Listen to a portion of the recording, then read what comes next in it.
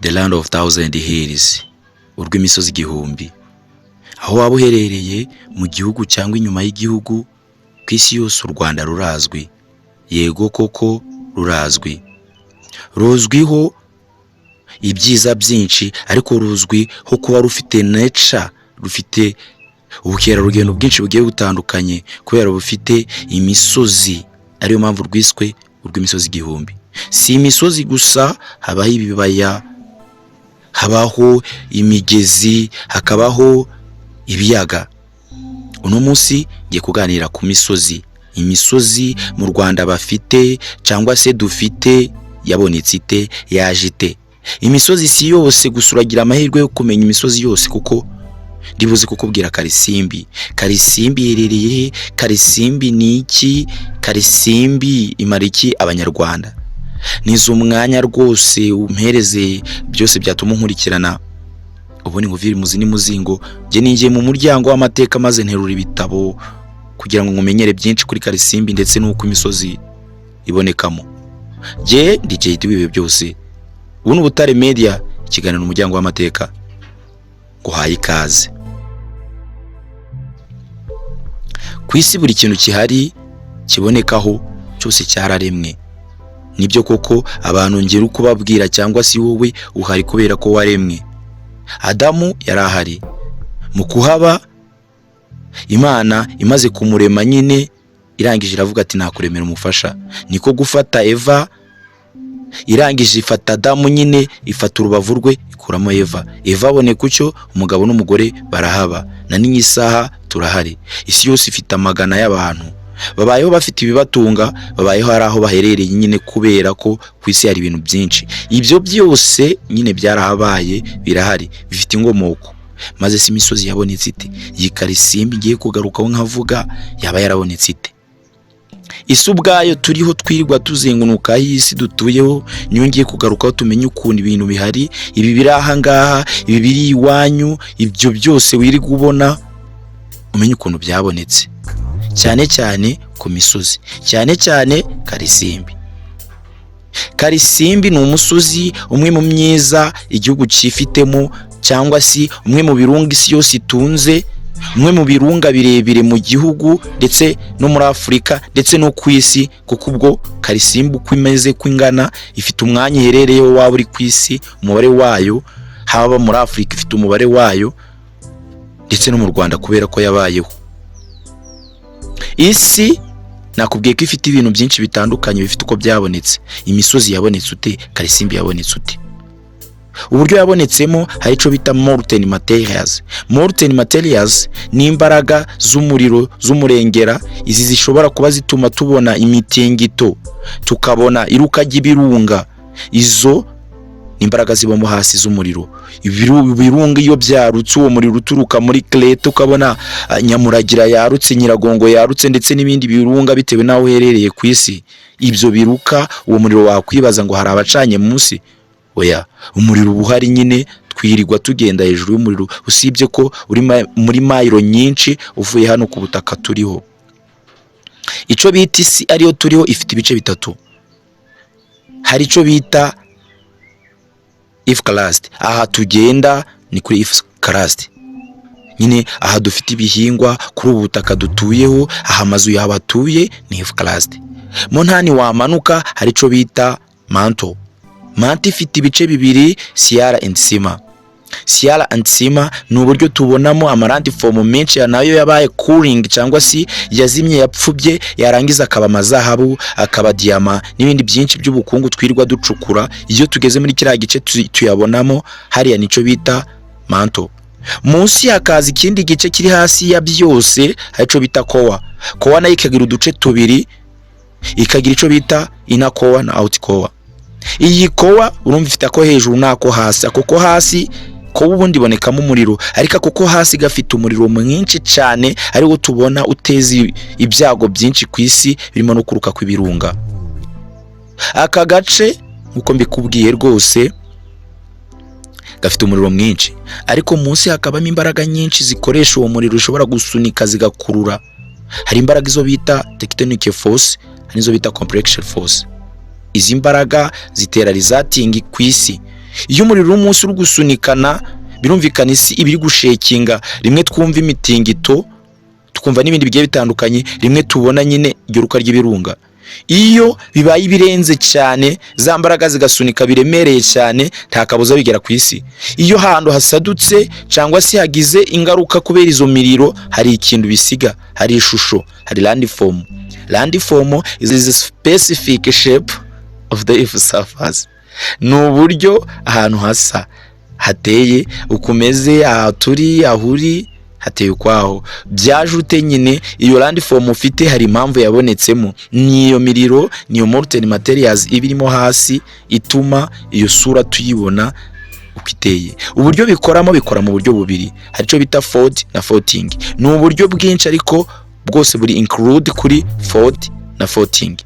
Fold ni uburyo isi iba bending of the earth, ikamera ngarasoro, hakaza utuntu tumeze nk'udusozi dukurikiranye tumeze ngarasoro. Ibyo biba nyine za mbaraga zasunikanye cyangwa zigakururana, izo bita tension na compression force. Izo iyo zisunikanye cyangwa zigakururana, ingaruka byagize ku isi zishobora kubyara uburyo bwa bending, hakaza utuntu tw'utwika, hakaza n'utuntu tw'udusozi.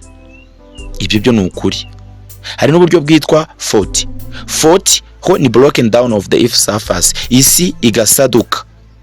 Uramutse ufite ibuye, uramutse ufite ingwa, uramutse ufite ikintu cyoroheye, bitewe n'uko isi iteye, bitewe n'uko izo ngaruka ahantu zigiye kubera hateye, ibuye rihari cyangwa imiterere y'ubwo butaka bishobora gutuma hasaduka cyangwa se hakagondama nk'uko nabikubwiye. Yego nibyo, abantu twese nubwo natwe twese tuharindi dukomeye kimwe, baramutse bagukubisa ikintu uburyo cyakugiraho ingaruka siko cyagira ingaruka ku wundi muntu. Nibyo bituma nyine isigira landform runaka cyangwa ishusho runaka, bitewe n'uko imbaraga zageze isunika. Tukabona izo misozi, tukabona ibintu bitandukanye, binyura mu buryo bubiri nk'uko nabikubwiye, folding and faulting. Folding ni bending of the earth surface, now fault ni breaking down of the earth surface to be separate, uburyo isi ishobora gusaduka maze isi landform zibona ikutenye. Nubwo buryo yisadutse nibwo ngiye kwinjiramo, tubone ukuntu karisimbi yabonetse. Irasaduka, hanyuma hakagira igice kimanuka, hakagira igisigara gihagaze, hakagira no mu ruhande rwacu. Igisigara gihagaze iyo habaye folding cyangwa se faulting, iyo habaye faulting, igice gisigaye gihagaze kigira agasongero, aho hejuru hitwa broken mounted, hasi hamanutse hitwa rift valley, maze hasigaye hakitwa escarpa. Nuko umusozi uwubonye, kubera ko tubonye mu ruhande rw'umusozi, tubona hejuru, tubona nahamanutse. Tumenye karisimbi noneho twabonye uko yavutse. Nubwo buryo nta bundi. Iherereye hehe? Iherereye mu burengerazuba ndetse n'amajyaruguru. Ifashe ku turere dutatu. Uturere n'utuye ni Rubavu, Nyabihu na Musanze. Yego, ni Rubavu, Nyabihu na Musanze, intara zikaba bibiri, uburengerazuba ndetse n'amajyaruguru. Karisimbi ni ikirunga cya gatanu muri Afurika mu kuba kirekire, mu kuva hasi ujya hejuru, icyo bita highest. Highest ni ikirunga cya gatanu muri Afurika, maze mu Rwanda kikaba icya mbere, kikaza ku isonga. Iki kirunga mu burebure, kugira ngo wumve ukunda ari kirekire, gifite metero 4507. Iki kirunga ni cy'u Rwanda gusa, gikoze kuri Kongo. U Rwanda aho ruhaniye umupaka na Kongo n'iki kirunga gikoze.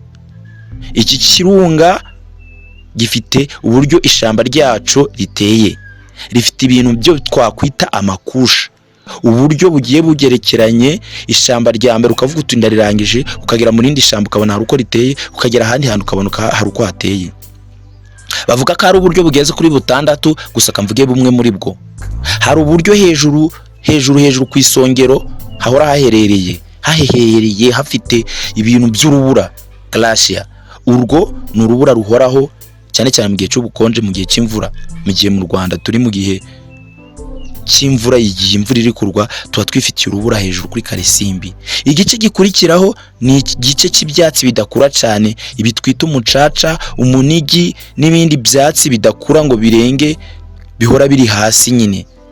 Igice kindi gikurikiyeho ni igice kibamo uduti tw'imishunguru, uduti tuba ari dutoya tudaze dutoya natwo tudakura cyane, gusa tuba twisumbuye kuri cya gice cy'iminigi n'imicaca.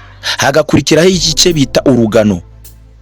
Mu migano muri bampo ahantu niho hakurikiraho, maze ukamanuka hasi ukabona ishamba ritsikanye, imibunda, imigeshi n'ibindi biti uzi byose bishobora gutuma ishamba rikomera rigatsikana. Icyo nicyo gice cyo hasi. Iki gice nicyo gifite ubutunzi budasanzwe kuko cyifitiye bwa bukungu ba mukerarugendo birirwa birukaho: ingagi, zahabu y'u Rwanda, itaranto, umutako u Rwanda rwambaye, umutako isi yose yibukiraho u Rwanda. Ingagi naho zibera muri icyo gice. Mu Rwanda ni henshi ziba kuko dufite parike nyinshi, ariko n'iki kirunga cy'u Rwanda Karisimbi kirarufite. Mu Rwanda hari ibindi birunga bitandukanye, gusa Karisimbi yo ifite ubuhanga n'ubushobozi rwose bwo kuba ari ikirunga cyiza kinini cyane kandi gisobanutse. Ifite hejuru cyane hari nteni.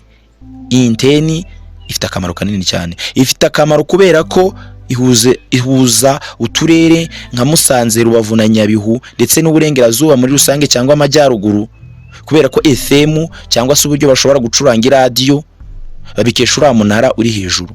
Uyu munara ukusanya network z'ubuse, maze ugafasha umuturage uherereye muri Nyamasheke, uherereye i Rubavu, uherereye i Musanze kuba yakumva iradiyo nta zindi mbogamizi agize. Iyo ni Karisimbi. Karisimbi ifite icyo bita Crater Lake. Crater Lake ni intango, buri musozi uwuva ukagera ufite akantu gasa naho ubuhumekero bw'isi. Hariya hantu niho hateye impungenge. Hateye impungenge gute? Ubuhumekero bw'isi iyo zambaraga nakubwiye ziri munsi, ziri gupushingana, ziri gusunikana, zishaka ahantu hafite ubuhumekero. Aho hantu hafite ubuhumekero niho zisohokana. Ku isi hari ibirunga byinshi, gusa hari ibirunga biba biruka n'ibitaruka. Iyi Karisimbi yo ntabwo iruka, maze ubwo byararangiye ntiyaruka. Kandi twumvise ko dufite imbaraga munsi zishobora gupushinga isaha n'isaha zigasohoka. Zisohotse zasohokera muri Karisimbi maze zigasohokera muri ya ntango.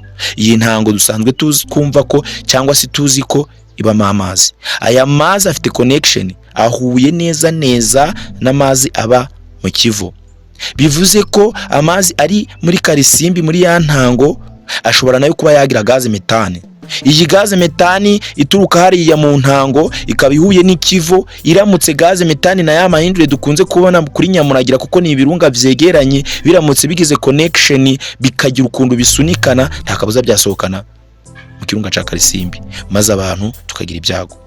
Birumvikana ko ubu butunzi tuba dufite ni bwiza, nibyo birumvikana, ariko isaha n'isaha icara witeguye ko bishobora guteza ibyago, maze umenye ko ubanye n'ikirunga gifite akamaro ngako kuba gifite aho cibitsemo imari idasanzwe nakubwiye ng'ingagi, aho kigufasha kugira ngo wumve iradiyo bitewe naho uherereye, aho kigufasha kuba caguhereza oxygen kubera gifite ishamba riguhereza kuka keza, maze ukumva umwuka uhehereye udasanzwe. Iyo ni Karisimbi, aho twamenye metero zayo kari 2507, aho twamenye ko iherereye mu turere dutatu tw'u Rwanda, ari two utudukurikira Rubavu, Nyabihu na Musanze.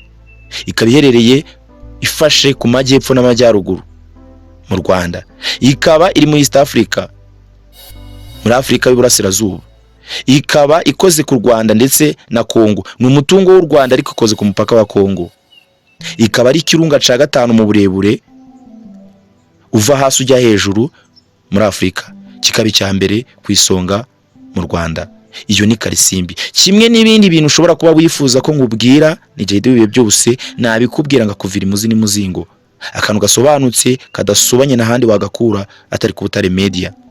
Nkomeje kugushimira wowe wibutse gukora share na like, subscribe ku biganiro byacu. Ushobora kuba kuvuga uti uyu muntu namufasha ute, cyangwa se yakora kuri iki kiganiro ute. Inomero ni imwe iba kuri WhatsApp 07855575. Ndabakunda cyane mukaba mundusha. Yarjedi bibe byose. Ikiganiro n'umuryango w'amateka. Ciao ciao.